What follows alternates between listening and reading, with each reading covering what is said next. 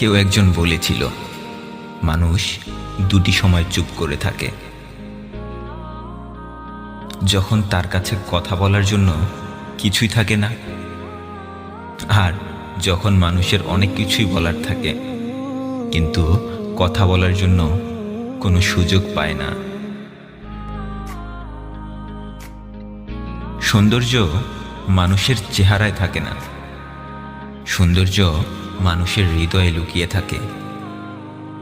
তাই ভুল পদ্ধতিতে সুন্দর মানুষ খুঁজতে যাবেন না। ভুল পদ্ধতিতে সুন্দর মানুষ খুঁজতে গেলে সারাটা জীবন পস্তাবেন।